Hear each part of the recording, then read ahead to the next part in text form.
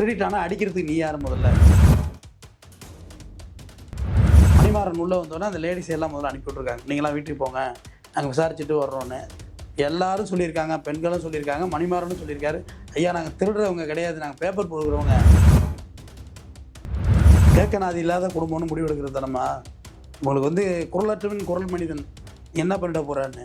கம்பெனியில் உள்ளவனே திருடி இருப்பான், கம்பெனிக்கு உள்ளவனே திருடிட்டு கணக்கு அமைச்சிருப்பான், திருடு போயிட்டு இவ்வளோதான் தூக்கியிருப்பான் ஒன்று. எல்லாத்துலேயும் வேடிக்கை தான். குரங்கு குட்டியாரம் அடித்தாலும் வேடிக்கை தான், குளம் நடந்தாலும் வேடிக்கை தான். எல்லாத்துலேயும் வேடிக்கை பார்க்க வேண்டியதான்பான்னு. யாராவது காப்பாற்ற மாட்டாங்களே, எதுக்கு அந்த பையனை இப்படி அடிக்கிறீங்க அப்படின்னு கேட்பாங்க. மிளகாத்தூள் அரைச்சி மூக்கில் ஊற்றிருக்கான், கண்ணில் ஊற்றிருக்கான். இவன் மனுஷனாயவன். கிட்டத்தட்ட ஒரு 7 மணி நேரம் ஒரு போஸ்ட் மரத்தில் கட்டி வச்சு, ஏன்னா அது லாஸ்ட்டாக அந்த லேடிஸ் பார்த்துட்டு வந்திருக்காங்க, ஐ விட்னஸே இருக்குது. அந்த மரத்தில் கட்டி வச்சுருந்தாங்க, உள்ள இரும்பு கம்பியில் கட்டி வச்சு 7 மணி நேரம் அந்த சித்திர வேதனை வந்து அந்த பிரேத பரிசோதனை அட்டாப்ஸ் ரிப்போர்ட் வந்திருக்கு. அதில் வந்து ஒரு கண்ணில் வந்து ஆசிட் ஊற்றி, இன்னொரு கண்ணில் பெவிக்கால் எடுத்து ஊற்றி, கொரடாவில் போட்டு தலைமையில போட்டு பிச்சு பிடிக்கிருக்காங்க. மனிதனடா நீங்களாம். தாத்தாவில் பெனிக் ஜெயராஜ் கேஸில் இன்றைக்கு வரைக்கும் பெயில் கொடுக்கவே இல்லை கோர்ட்டு. கலாசா கூட ஸ்ரீதர் மூவ் பண்ணார் பெயில், அவர் தான் இன்ஸ்பெக்டரு. பெயில் கொடுங்க, நான் ஒழுங்காக இருப்பேன். நீ எல்லாம் மேஜிஸ்ட்ரேட்டே அடிக்க போனவன், ஜட்ஜு. நீ வரக்குள்ள பார்க்குற எல்லாரும் சல்யூட் அடிக்கிறாங்க உனக்கு கோர்ட்டில், போலீஸ் எல்லாம். நீ இன்னும் போலீஸாகவே தான் வாழ்கிற. வெளியில் போனீங்கன்னா நீ எவ்வளோ சாட்சியை கலைப்ப. நீ அதெல்லாம் ஒன்றும் வேண்டாம், நீ உள்ளே இரு, கேஸை முடிச்சு அனுப்புகிறேன். அப்புறமா தான் ஒரு கால்வாய்க்கு பக்கத்தில் பாடி கிடந்திருக்கு. அதுலேயும் கொஞ்சம் தலைமயிர் வந்து பிடுங்கப்பட்டிருந்திருக்கு அந்த இடத்துலையும், கொரடா வேலை. அதுபோக கம்பெனிக்குள்ளேயும் வந்து பார்த்துருக்காங்க, கம்பெனிக்குள்ளேயும் ரத்தத்தோட பிடுங்கி போட்ட தலைமயிர் இருந்திருக்கு.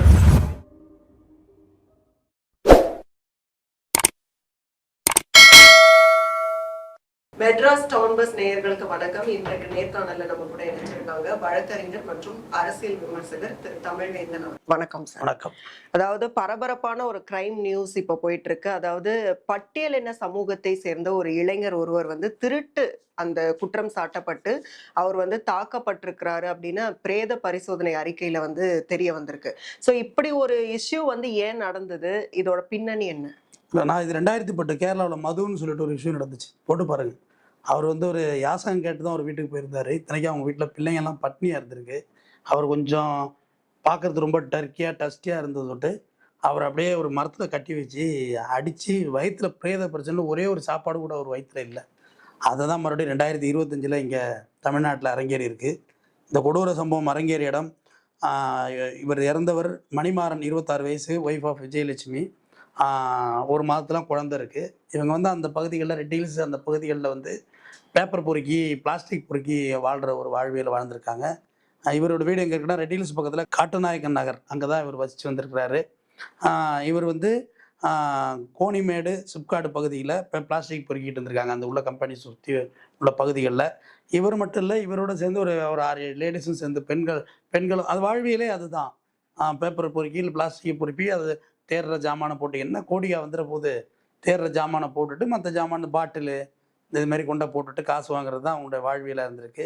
இதில் சம்பவத்தன்னைக்கு பார்த்தீங்கன்னா, அந்த பிளாஸ்டிக் காணா போயிட்டு கம்பெனிலேருந்து அப்படின்னு சொல்லி முதல்ல அந்த லேடிஸ் எல்லாரையும் பிடிச்சி வம்பா இழுத்துட்டு போயிருக்காங்க. உள்ள வம்பா இழுத்துட்டு போனது யாருன்னு பார்த்தீங்கன்னா, அது ஓனர் பார்த்தீங்கன்னா கலிலூர் ரஹ்மான் மற்றும் அவருடைய வேலையாட்கள் எல்லாம் அழைச்சிட்டு போயிருக்காங்க. அப்புறம் கடைசியாக தான் மணிமாறனை எடுத்துகிட்டு போயிருக்காங்க. எடுத்துகிட்டு போய் முதல்ல மணிமாறன் உள்ளே வந்தோன்னே அந்த லேடிஸ் எல்லாம் முதல்ல அனுப்பி விட்ருக்காங்க. நீங்களாம் வீட்டுக்கு போங்க, நாங்கள் விசாரிச்சுட்டு வர்றோன்னு. எல்லாரும் சொல்லியிருக்காங்க, பெண்களும் சொல்லியிருக்காங்க, மணிமாறனும் சொல்லியிருக்காரு, ஐயா நாங்கள் திருடுறவங்க கிடையாது, நாங்கள் பேப்பர் போடுறவங்க, இதே பகுதிகள்லாம் வாழ்ந்துட்டு வர்றோம், ரொம்ப வருஷமாக சுற்றிட்டு வர்றோம், நாங்கள் எங்கள் திருடெல்லாம் எங்களுக்கு பழக்கமே இல்லை. ஏன்னா ஸ்டேவேஞ்சர்ஸ் வேறு, பேப்பர் பொறுக்கிறது வந்து அவங்க அந்த மாதிரி வேலைலாம் செய்ய மாட்டாங்க. அவங்க அது யாரோ திருடுறது வேலையில், இவங்களோட வாழ்வியல் இதுதான். பேப்பர் பொறுக்கிறவங்க எவ்வளோ விளக்கம் சொல்லியும் கேட்கவே இல்லை. கிட்டத்தட்ட ஒரு 7 மணி நேரம் ஒரு போஸ்ட் மரத்தில் கட்டி வச்சு, ஏன்னா அது லாஸ்ட்டாக அந்த லேடிஸ் பார்த்துட்டு வந்திருக்காங்க, ஐ விட்னஸே இருக்குது. அந்த மரத்தில் கட்டி வச்சுருந்தாங்க, உள்ள இரும்பு கம்பியில் கட்டி வச்சு 7 மணி நேரம் அந்த சித்திர வேதனை வந்து அந்த பிரேத பரிசோதனை அட்டாப்ஸ் ரிப்போர்ட் வந்திருக்கு. அதில் வந்து ஒரு கண்ணில் வந்து ஆசிட் ஊற்றி, இன்னொரு கண்ணில் பெவிக்கால் எடுத்து ஊற்றி, கொரடாவில் போட்டு தலைமையில போட்டு பிச்சு பிடிக்கிருக்கானுங்க. மனிதனடா நீங்களாம், நீங்கள் தாண்டா மிருகம், ஒரிஜினல் மிருகம், எல்லாத்தையும் பிடிங்கி எடுத்துகிட்டு இருக்கானுங்க. கட்லாஸ் மணிமாறன் இறக்கவே ஒரு ட்ரக் எடுத்து அந்த ட்ரக்கில் தூக்கி போட்டு அங்கேருந்து ஒரு கொஞ்சம் தூரம் கொண்டாந்து ஒரு சுடுகாட்டில் வச்சு எரிக்கிறதுக்கு பிளான் பண்ணியிருக்கானுங்க. அதுக்குள்ளே எல்லாம் பார்த்துட்டு இவங்க நேராக கம்பெனிக்கு போய் எங்கே மணிமாறன் எங்கன்னு எல்லாரும் இவங்க போய் கேட்கவே, அதெல்லாம் இல்லை, நைட்டே நாங்கள் மணிமாறன் அனுப்பிச்சிட்டோம், நீங்கள் இங்கெல்லாம் இல்லை, அவன் எங்கே போனாலும் போய் பாருங்க அப்படின்னு சொல்லிட்டு இருக்காங்க. அப்புறமா தான் ஒரு கால்வாய்க்கு பக்கத்தில் பாடி கிடந்திருக்கு. அதுலேயும் கொஞ்சம் மயிர் தலைமயிர் வந்து பிடுங்கப்பட்டிருந்திருக்கு அந்த இடத்துலையும் கொறடாவால். அதுபோக கம்பெனிக்குள்ளேயும் வந்து பார்த்துருக்காங்க. கம்பெனிக்குள்ளேயும் ரத்தத்தோட பிடுங்கி போட்ட தலைமயிர் இருந்திருக்கு. இது எல்லாத்தையுமே சாம்பிள்ஸ் எடுத்து அட்டாப்சியோட ரிப்போர்ட்ஸ் அந்த டிஎன்ஏ பரிசோதனை மற்றும் இரத்த பரிசோதனை இரத்த மாதிரிகளுக்கு அனுப்பப்பட்டிருக்கிறாங்க. வழக்கு பதிவு ரெட் ஹில்ஸ் போலீஸ் வழக்கு பதிவு செய்து இந்த கம்பெனியோட முதலாளி கலீலுர் ரஹ்மான் மற்றும் லேபர்ஸை பிடித்து விசாரணை மேற்கொண்டுட்டு இருக்காங்க. இதில் என்ன பண்ணிட்டு இருக்கானுங்க, செஞ்சதெல்லாம் யோகியத்தனம், சிசிடிவி ஃபுட்டேஜ் பூராத்தையும் அழிச்சிட்டு இருக்கானுங்க. ஏன்னா இவன கம்பெனி ஃபுட்டேஜ் தானே. இப்ப இதுல வந்து இன்டென்ஷன், ட்ரூ இன்டென்ஷன் வந்து என்னவா இருக்கும்? ஏன்னா 6 லட்சம் மதிப்புள்ள பிளாஸ்டிக்கை வந்து திருடிட்டாருன்னு சொல்லி அடிச்சிருக்காங்க. அப்ப வந்து அவர் வந்து பழங்குடியினத்தை சேர்ந்த இளைஞர். அப்போ வந்து அந்த பழங்குடியினத்தை சேர்ந்த இளைஞருங்கிற அந்த இன்டென்ஷன்ல தான் இப்படி ஒரு குற்றப்பழியும் சுமத்தி அடிச்சிருப்பாங்களா? தீபாவளி நேரமா ஏன்னா தண்ணியாக போட்டிருக்கிறது தானே, கேட்க நாதி இல்லாத குடும்பம்னு முடிவு எடுக்கிறது தானம்மா. உங்களுக்கு வந்து குரலற்றவன் குரல் மனிதன் நீ என்ன பண்ணிட போறான்னு. கம்பெனியில் உள்ளவனே திருடி இருப்பான், கம்பெனிக்கு உள்ளவனே திருடிட்டு கணக்கு அமைச்சிருப்பான், திருடு போயிட்டு இவனை தான் தூக்கியிருப்பான். ஒன்று எது வேணுமோ நடந்திருக்கலாம். திருடு போச்சா இல்லையாங்கிறது ஒரு கேள்விக்குறி. இல்லை வேற எதையாவது மணிமாறன் பார்க்கக்கூடாத பார்த்ததுனால அடிச்சு கொண்டானுங்களான்னு தெரியணும்ல. வழக்கு விசாரணைன்னு ஒன்று இருக்குல்ல, புலன் விசாரணை எதுக்கு பண்ணுறாங்க? எதனால மணிமாறனை கொன்ன? சரி, திருடிட்டானா அடிக்கிறதுக்கு நீ யார் முதல்ல? நீ எங்கே ஹேண்ட் ஓவர் பண்ணணும்? Throw police station. போலீஸ் ஸ்டேஷனில் ஹேண்ட் ஓவர் பண்ணால் அவங்க விசாரணை பண்ணிக்க போகிறாங்க, என்கொயரி கண்டஸ்ட் பண்ண போகிறாங்க, தூக்கி ரிமாண்ட் பண்ண போகிறாங்க. அவ்வளோதானே. அதில் வேற என்ன இருக்குது? ஒரு 6 லட்சம் ரூபாய்க்கு ஒரு உயிர் வந்து உங்களுக்கு அவ்வளோ எளிதாக இருக்கான்னு கேட்குறேன். அதான் கேரளாவோட மதுவோட சம்பவத்தை சொன்னேன். ஒரு கையில் அரிசிமா, ஒரு பை நிறைய அரிசி எடுத்துருந்தாருமா அவர். அவ்வளோதாம்மா. குழந்தைங்க பட்னியாக இருக்குன்னு ஒரு அரிசிமா, ஒரு புடி, அதுதான் அவர் எடுத்துருந்தது. அது கேட்டார், ஒருத்தர் கொடுத்தாரு, கடைக்காரர் கொடுக்கலன்ட்டார். இதுதான் நடந்தது. அதை விட இது மோசமான சம்பவமெல்லாம் இருக்குது.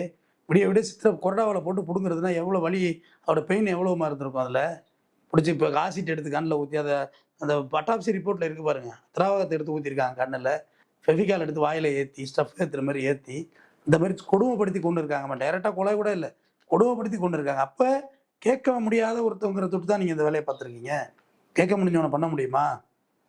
யார் கேட்க போகிறா இவங்களெல்லாம்? ஏன்னா ஒரு நைட்டு ஃபுல்லாக காணும். அப்போ வந்து ரிட்டர்ன் வந்து அந்த கம்பெனிக்குள்ளே கேட்கறது கூட இந்த மக்களால் முடியாத மக்கள் தானே. குறைந்தபட்சம் போலீஸ் ஸ்டேஷனில் போய் சொல்லி அழைச்சிட்டு வரணும்ல.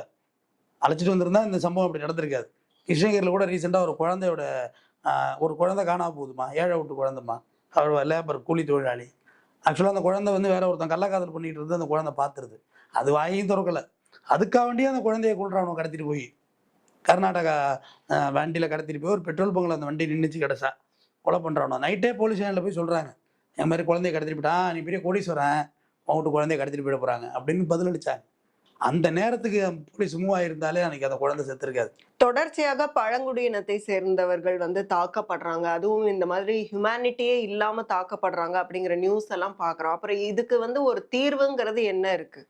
அதுதான்மா, இங்கே வந்து எளிய மனிதர்கள் மீது நீ என்ன வேணுமோ சார்ஜ் பண்ணலாங்கிற மாதிரி இருக்குமா. சாமானியர்கள் மீது ரொம்ப கொடுமை. இதெல்லாம் வந்து ஜீரணிக்க முடியாத விஷயம். இங்கே பணம் இருக்கிறவங்களுக்குலாம் வேறு லைஃப் ஸ்டைல் இருக்குமா. பணம் இல்லைன்னா அவங்களோட லைஃப் ஸ்டைலே ரொம்ப மோசமான ஒரு நிலை இருக்குது. பிச்சை எடுக்கிறவங்களுக்கு பிச்சை விருப்பம்னா போடல, போடாமல் போ. அப்ப நீதிங்கிற ஒண்ணு இல்லவே இல்லையா? நீதின்னு ஒன்று இருக்குது. நீ போலீஸ் பிடிக்க தானே செய்கிறாங்க. அப்படி நம்ம நீதின்னு இல்லைன்னு சொல்லி ஒரு மனிதனுடைய கடைநிலை நம்பிக்கையை வந்து நம்ம டேமேஜ் பண்ண முடியாது. நீதி நடந்துக்கிட்டு தான் இருக்குது, யாருக்கு நீதி கிடைக்காம போயிட்டு. பட் இந்த குற்றங்கள் நடக்கிறது வேதனையாக இருக்குது.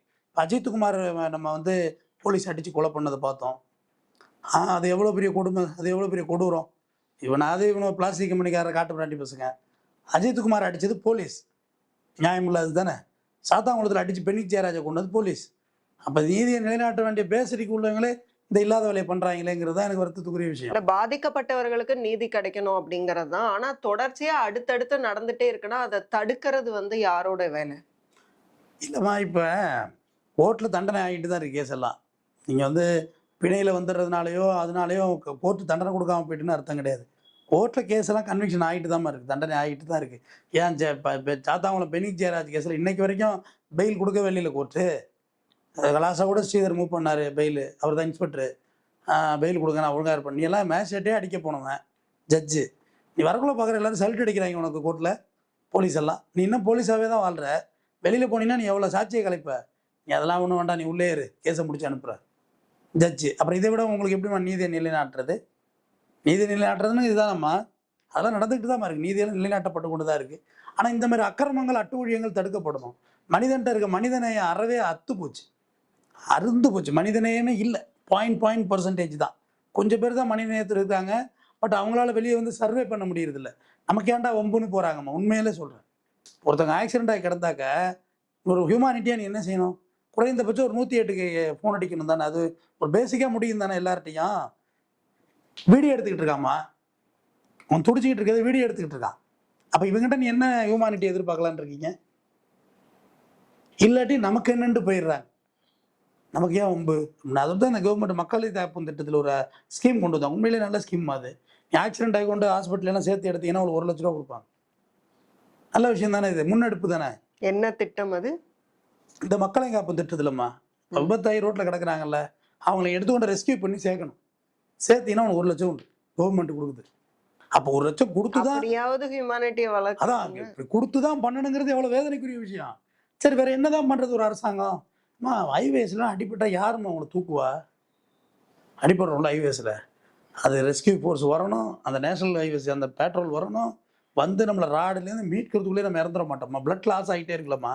ஆனால் 10 நிமிஷத்தில் நான் பார்த்த ஒரு காரை இவங்கள ஒருத்தவங்க நம்மளை அள்ளி போட்டு ஹாஸ்பிட்டலுக்கு கொண்டு போயிட்டா பொழைச்சிக்குவோமா நம்ம. பட் அந்த மனிதனே இங்கே இல்லை தானே. என்னுடைய அனுபவம், சொந்த அனுபவத்தை சொல்கிறேன்.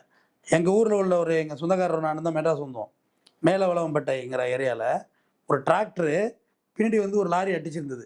அந்த டிரைவர் செத்துட்டாருன்னு போட்டு ஆம்புலன்ஸ் டிரைவர் ஏற்ற மாட்டாமா, செத்துட்டார் இவருன்னு சொல்லி கொண்டாட ஆக்சிஜன். ஆனால் அவர் கை துண்டாயிட்டு, கை ஒரு 1/2 கிலோமீட்டர் அங்கிட்ட கிடக்கு. ஆனால் நான் பல்ஸ் பார்க்குறேன், இன்னொரு கையில் பல்ஸ் இருக்குது. முதல்ல ஆக்சிஜன் மீட்டரை கொண்டு கொண்டாடாரு சொல்லி ஒம்பளத்து அவங்கள யாருமே கோஆப்ரேட் பண்ணல. இருப்போம் எனக்கு என்ன நிற்கிறாங்க. நான் அந்த வழியாக வந்தவன் என்ன சொன்னால் ராங் வேல மெட்ராஸை பார்க்க வந்துட்டு இருந்தவனா. இது ஆப்போசிட் நடந்தது. ஆக்சிஜன் மீட்டரை போட்டு பார்த்தா 77 காமிக்குதுமா, விரலில் போட்டு பார்த்தா. உயிர் இருக்கடா, டே ஏன்டா அப்படி பண்ணுறீங்க, ஏற்றுக்கடா. அந்த ஆம்புலன்ஸில் ஏற்றி கொண்டு போய் அவருக்கு ஒருத்த கை மட்டும் தான் இழந்துட்டு அவர் காப்பாற்றப்பட்டு விட்டார். என்னிடம் வீடியோ காலில் பேசினார். என் நம்பரை கொடுத்துட்டு வந்திருந்தேன், வேறு எதுனா என்னை காண்டாக்ட் பண்ணுங்க அப்படின்னு சொல்லி கொடுத்துட்டு வந்திருந்தேன். அப்புறமா ஒரு 6 மாதம் கழித்து என்கிட்ட ஒரு முறை வீடியோ காலில் பேசினார். கை மட்டும் தான் சார் போச்சு, அதுவும் நேரத்தோடு வந்திருந்தா அதையும் காப்பாற்றிருக்கலான்னாங்க. இன்று நான் உயிரோடு இருக்கிறேன் அப்படின்னு சொல்லி எனக்கு அதை விட எனக்கு அது பெரிய ஒரு பெரிய அவார்டு கொடுத்த மாதிரி இருந்துச்சு. ஆக்சிடென்ட் ஆன பிளேஸ்ன்னு சொல்லிட்டேன், மேலவளவம்பேட்டை மதுராந்தகம் தாண்டி இருக்குது. ஸோ இது மாதிரி எத்தனை பேர் நான் பண்ணிட்டேன் அப்படிங்கிறதுனால பிரசுரம் பண்ணுங்கிறதுக்காக சொல்லலை. எல்லாரும் பண்ணலாம், இதில் ஒன்றும் பிரச்சனை இல்லைங்கிறது சொல்ல வரேன். எல்லாரும் முன் வந்தால் தானே நம்ம செய்ய முடியும். முன்னெடுப்பு யார் தான் எடுக்கிறது? யாருமே எதுவும் கேள்வி. இப்போ இந்த கூட வச்சு கொண்டு வச்சு அடிச்சிருக்கானுல, அவன் முதலாளி சொல்லி அவன் அடிக்கிறான். அப்போ அவனுக்கு ஒரு அறிவு வேண்டாமா? சார் இதுக்கு மேலே அடித்தா செத்துருவான். இதே தான்மா திருப்பவனம் நம்ம அஜித் தம்பி மேட்டரையும் நடந்துச்சு. அவன் எவனோ மேலதிகாரி சொன்னான், உனக்கு எங்கடா போச்சு அறிவு? சார் இவன் எடுத்த மாதிரி தெரியல, இதுக்கு மேலே அடித்தா செத்துருவான். அதுபோல தானே தலைமையில கொரடாவை போட்டு பிடுங்க உள்ள யார் இந்த மணிமாறனை. வலியோட உச்சம் வந்து தாங்க முடியாது. ஐயா கொடுத்துட்றேன், எடுத்து தான் இருக்கேன், கொடுத்துட்றேன்னு சொல்லுவாங்களா, சொல்ல மாட்டாங்களா? திருடி இருந்தால் தானே சொல்ல முடியும். திருடாம எப்படி சொல்றது? அந்த அஜித் கோயிலுக்கு போயிட்டு நகை வச்சிருக்கேன்னு எதுக்கு அடிச்சுட்டு வந்தாப்புல? ஏன்னா அங்கே போனால் 4 பேர் பார்ப்பாங்க, நம்மளை காப்பாற்றிடுவாங்கன்னு. ஆனால் நம்ம மக்களையும் அப்பா சும்மா சொல்லக்கூடாது. எல்லாத்துலேயும் வேடிக்கை தான். குரங்கு குட்டிக்காரன் அடித்தாலும் வேடிக்கை தான், கொலை நடந்தாலும் வேடிக்கை தான். எல்லாத்துலேயும் வேடிக்கை பார்க்க வேண்டியதாப்பான்னு. யாராவது காப்பாற்ற மாட்டாங்களே, எதுக்கு அந்த பையனை இப்படி அடிக்கிறீங்க அப்படின்னு கேட்பாங்க. மிளகாத்தூள் அரைச்சி மூக்கில் ஊற்றிருக்கான், கண்ணில் ஊற்றிருக்கான். இப்போ மனுஷனாயமா திருபுவனம் மேட்டர் சொல்கிறோமா, அஜித்குமார் போல மேட்டர் சொல்கிறோமா? அப்படி ஒரு நகையே காணா போல. அந்த காரே அந்த லேடி ஓட்டலை, சிபிஐ விசாரணை தான் காரே அந்த லேடி ஓட்டலை, அதுதான் பார்க் பண்ணிட்டு போயிருக்கு, அந்த லேடி தான் பார்க் பண்ணிட்டு போயிருக்கு. அப்போ ஒருத்தர் அநியாயமாக அடிச்சு கொண்டு இருக்கீங்களா, யார் கேள்வி கேட்க பண்ணுறீங்க? யாருமே கேள்வி கேட்கறது இல்லை. இப்போ எடுத்திருந்த நகை எடுத்திருந்தா அஜித்குமார் எடுத்திருந்தா கொடுத்துருப்பாப்லமா, அவளை அடியெல்லாம் தாங்க முடியாது. இப்போ எங்கே போச்சு அந்த நகை? கம்ப்ளைண்ட் காணாம போச்சுக்கிற கம்ப்ளைண்ட்டுக்குரிய நகை எங்கே? அதுக்கு பதிலே கிடையாதுங்க. மில்லேனியம் கொஸ்டின், யாருக்கும் பதில் இல்லை. இதுக்கு பின்னணியில வந்து அப்போ வந்து யாராவது சொல்லி அவங்க வந்து விசாரிக்காமலே அடிச்சிடுறாங்களா, இல்ல இது எப்படி நடக்குது? உண்மையா திருடாமையே வந்து திருடணும்னு சொல்லி பட்டியலின சமூகத்தை சேர்ந்தவர்கள் தாக்கப்படுறது அப்படிங்கறதோட பின்னணி இது பேக் சைட்ல என்ன இருக்கு? பட்டியலின சமுதாயம் ஏமா நீங்க அப்படி சொல்றீங்க? அஜித்குமார் என்ன பட்டியலின சமுதாயமா? பெனிக் ஜெயராஜ் பட்டியலின சமூகம் அப்படிங்கறத பின்னணியிலேயே நிறைய கேசஸ் இருக்குல்ல. இல்ல, பெனிக் ஜெயராஜ் பட்டியலின சமுதாயம் கிடையாது. மொத்தமாவே தாக்கப்படுறாங்க எளிய மனிதர்கள், அவ்வளவுதான். நீங்க அப்படிதான் பார்க்கணும். அது பெனிக் ஜெயராஜும் பட்டியலின சமுதாயம் கிடையாது, அஜித்குமாரும் பட்டியலின சமுதாயம் கிடையாதுமா. ஒட்டு மொத்தமா எல்லாருமே ஒட்டுமொத்தமாவே கேட்க நாதி இல்லைன்னா உங்களை தொலைச்சு கட்டிடுறாங்க. அதான் உண்மை. இப்ப இதுல வந்து இந்த கேஸ்ல வந்து எப்படி கொலை வழக்கு எல்லாருமே கொலை வழக்கு போட்டு ஒரு ரிமாண்ட் பண்ணி தண்டனை வாங்கி கொடுக்கணும். அதுதான் சட்ட போராட்டம். இந்த பார்த்த சாட்சிகள்லாம் கரெக்டாக வந்து சொல்லணும். ஏன்னா லாஸ்ட் சீன் ஆஃப் அக்கரன்ஸ் இருக்குது. நேரடியாக மர்டர் ஆன அக்யூஸ் இல்லைன்னா பார்வைக்கு இல்லைன்னா கூட கடைசியாக இவங்க கட்டி வச்சு அடிச்சாங்கிறது இவங்க சொல்லுவாங்கல்ல. அந்த வீடியோ ஃபுட்டேஜ் கூட இருக்கு. ஃபுட்டேஜ்லாம் ரெக்கவரி கொடுத்துருக்காங்கம்மா. எக்ஸ்பர்ட் ஒப்பீனியன் போயிருக்கு. அதெல்லாம் வீடியோ ரெக்கவரி எடுத்துருவாங்க. அதெல்லாம் ஈஸியமாக போய்டும் சாஃப்ட்வேர் எடுத்துகிட்டு வந்துடுவாங்க. எடுத்துகிட்டு வந்தால் சோலி முடிச்சிட வேண்டியதுதான், தண்டனை கொடுத்துட வேண்டியதுதான். தொடர்ந்து இது மாதிரி அக்கிரமங்கள் நடைபெறக்கூடாது. இன்னொரு இது மாதிரி அக்கிரமத்துக்கு பேசுறதுக்கு வழி கொடுக்காதீங்க. மனிதனையும் காப்போம், மக்களை காப்போம். நன்றி. மிக்க நன்றி. இவ்வளோ நேரம் டைம் ஸ்பெண்ட் பண்ணி இந்த கேஸ் பற்றின நிறைய விலாவாரியான நிறைய விஷயங்கள் பகிர்ந்துக்கிட்டீங்க. மீண்டும் இன்னொரு சந்தர்ப்பத்தில் பேசலாம். நன்றி. நன்றி.